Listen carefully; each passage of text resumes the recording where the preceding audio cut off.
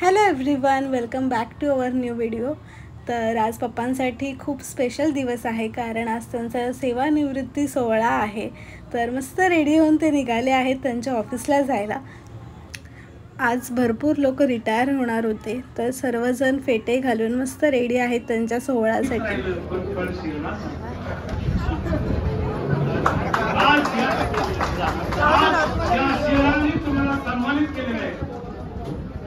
अतिशय सुंदर विद्वासी युनियनच्या वतीने संतोष मुंडे साहेब।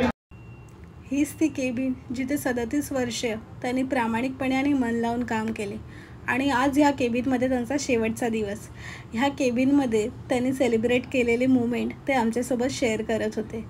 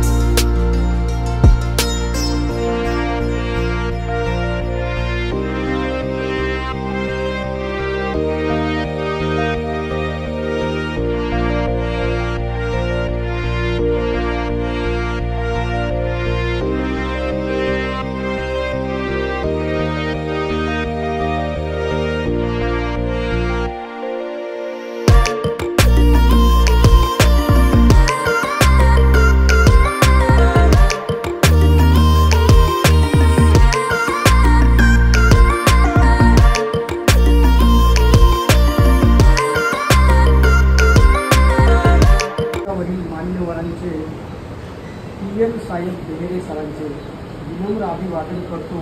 आमचा निरोप घ्यावा, निवृत्त जीवनाकरिता आम्हास आशीर्वाद द्यावा।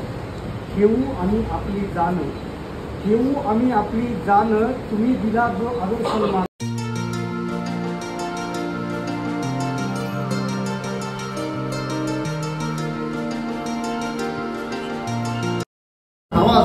मला पण प्रामाणिक इच्छा होती, असं आपण एखाद्याला शब्द आता अजून बोला म्हणून बोलतो मी, कारण एखाद्याला आपण शब्द दिलेला असतो, आपण त्याच्याबरोबर 4 मीटिंग केलेले असतात आणि आपलं सगळं ठरलेलं मेकअप दिग्दर्शक वगैरे ठरलेलं, नंतर अचानक आपल्यासमोर आला आणि हा सुरुवातीला 4 वाजता सांगितलं असतं।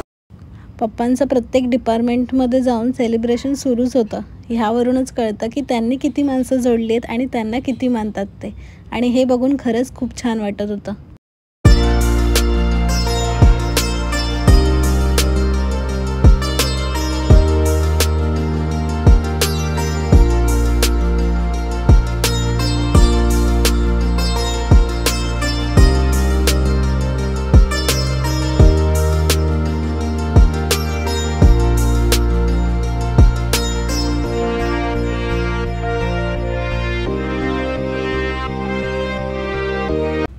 आणि हे आमचे नागेश काका, पप्पांचे बेस्ट फ्रेंड।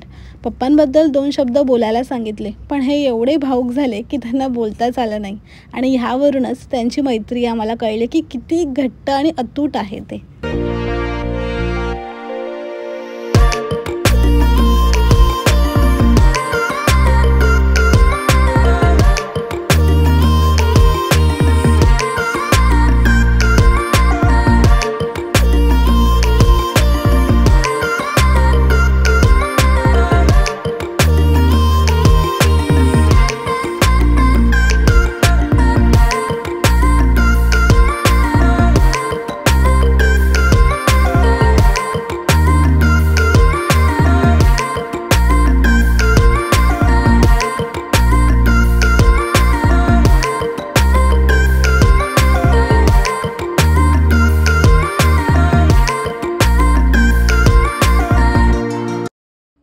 आणि अखेर तो वेळ आला शेवटचा थंब करण्याचा।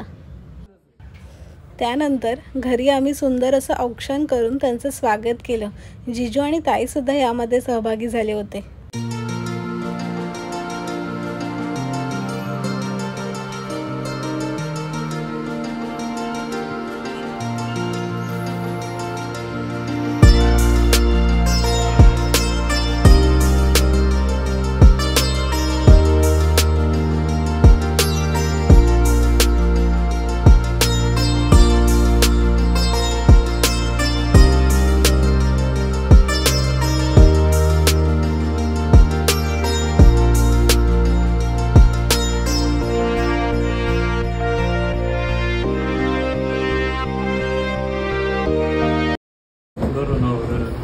कापा होता ना कापरे भाऊ काय बोलतो काय एवढं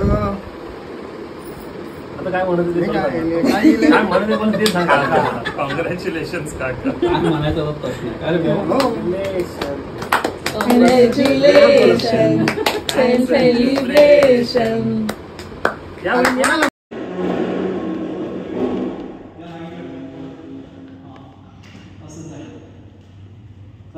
हा तसंच चांगलं वाटतंय.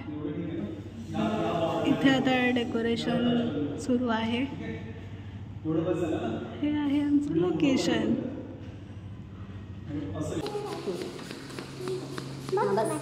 थोडं चालेल आणि आता काय करायचं सर्कल करायचं की सर्कल सर्कल बघूया आपण लावून बघूया सर्कल नाही ना असं समी सर्कल तिथे जाऊ का hello everyone, welcome back to our new video. तर आज आहे आमच्या पप्पांचा वाढदिवस आणि त्याचबरोबर त्यांची रिटायरमेंटसुद्धा झालेली आहे. तर त्यानिमित्ताने आज आम्ही आमच्या घरी पार्टी ठेवली आहे, म्हणजे पार्टी हॉलला. तर इथे प्रवीणदादा डेकोरेशन करतो आणि अथर्व आणि मी त्याला हेल्प करते.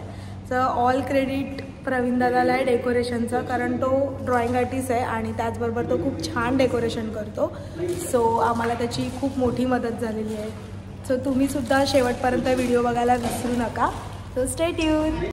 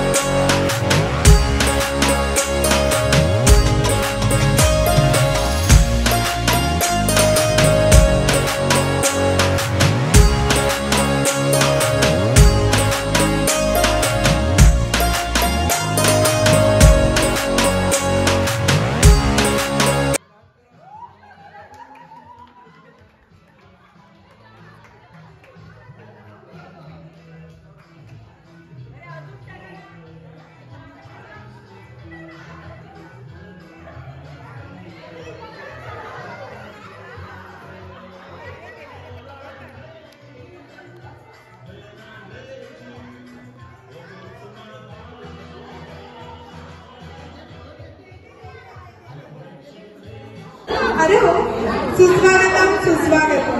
मान्यवर अतिथी, माझे सगळे जवळचे असणारे माझ्या कुटुंबातील सदस्य आणि सर्वात महत्वाचं म्हणजे माझे प्रिय पप्पा. आजचा हा दिवस खास आहे. आज आपण तुमच्या दीर्घ आणि यशस्वी कारकिर्दीला निरोप देत आहात. तुमच्या इतक्या वर्षाच्या मेहनतीनंतर आराम करण्याची आणि तुमच्या आवडीच्या गोष्टी करण्याची वेळ आली आहे. तुम्ही आयुष्यभर कठोर परिश्रम केले आणि आपल्या कुटुंबाची जबाबदारी उत्तम प्रकारे सांभाळली. तुमच्या कष्टामुळे आम्हाला चांगले शिक्षण आणि आनंदी जीवन मिळाले. तुमचे मार्गदर्शन आणि सहकार्य हेच आमच्या यशस्वीतेचे खरे रहस्य आहे. ऑफिसमध्ये तुम्ही तुमच्या सहकार्यांसाठी आदर्श होता. तुमची मेहनत, तुमचा प्रामाणिकपणा आणि कौशल्य याचे सर्वांना कौतुकच होते.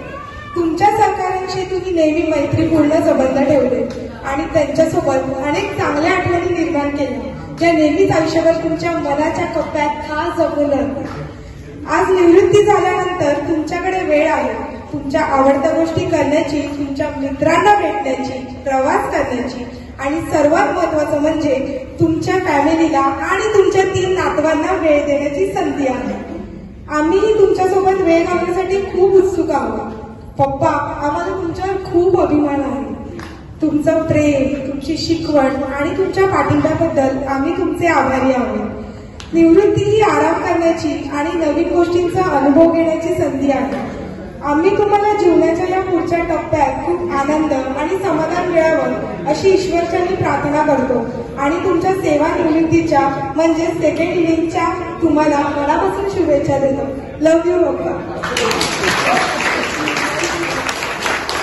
तर कसं वाटतंय आता इतक्या वर्षानंतर आता परत कामाला जाणार नाही, 9ची बस पकडणार नाही आणि गावाला जायचा प्रवास आता सुरू झालाय, तर काय सांगाल तुमच्या या 32 वर्षाच्या जर्नीबद्दल? काय सांगणार आता? 1987 झाली मी मुंबईला.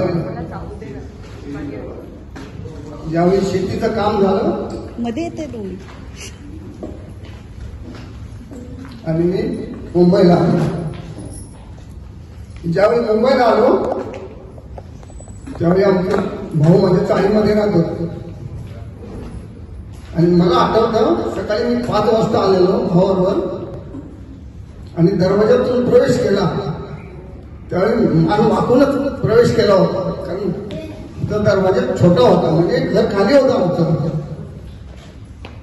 पण असं कारण गावी आपण एवढ्या मोठ्या घरामध्ये राहिलेलो आणि इथे आल्यानंतर असं म्हणजे सुरुवातीला वाटलं माझे भाऊ कुठे राहत आहे. जसं काय आमच्या गावी आम्ही गुरांना ठेवत होतो अशा घरामध्ये राहत होते. मला खूप वाईट वाटलं त्याच्यामध्ये. जाऊन बोलू मी नंतर 4 महिने भावाला बोललो मी गावी जातो. तर मग मोठा भाऊ आणि माझा हरी ते बोलले नको जाऊ, कशाला गावी जातोय, थांब इथे. कारण मला ते इथे कोंडल्यासारखं वाटत होतं सुरुवातीला सुद्धा. पण नंतर काही दिवसांनी मी रमलो इथे. बोललो आता काय पर्याय नाही, बोललो हे काही गावी पाठवत नाही, आपण इथेच राहावं लागेल. मग छोट्या मोठ्या नोकऱ्या करत राहिलो मी. नंतर बरीच वर्ष अशी 4-5 वर्ष मी टेम्परवारी नोकरी केली. टेम्परवारी करत होतो पण चांगले आपले Tata electric company, Johnson and Johnson. पण माझं काही पैसे काय जमा होत नव्हते. तर माझा पोलीसवाला भाऊ म्हणायचा ऍक्च्युली पैसे कुठे आहेत, पासबुक दाखवा. पासबुकवर शिल्लकच नसायचं. मग त्याने काय केलं, पासबुकच माझं काढून घेतलं स्वतःकडे आणि त्याच्यानंतर 4 पैसे जमा व्हायला लागले. आणि तसा मोठा भाऊ पण मी ज्यावेळी 92 मध्ये मला आठवतं मी आजारी होतो, म्हणजे 6 महिन्यात मला 2 वेळा टायफॉइड झाला आणि पूर्ण तब्येतच डाऊन झाली होती. त्यावेळी त्या मोठ्या भावाने मला एवढं सहकार्य केलं. रात्री एवढ्या उलट्या वगैरे व्हायच्या पण तरी तो रात्री उठायचा आणि मला भरड वगैरे यायची, तांदळाची वगैरे पेज वगैरे करून यायचा रात्री, कारण पोटात काहीच राहत नव्हतं. पण त्यावेळी त्या भावाने मला एवढं सहकार्य केलेलं आहे, त्यामुळे आज मी इथे उभा आहे, नाहीतर शक्य नव्हतं ते. त्यामुळे मी भावांचं आणि माझ्या कुटुंबाचं मी कधीच ऋण फेडू शकत नाही असं.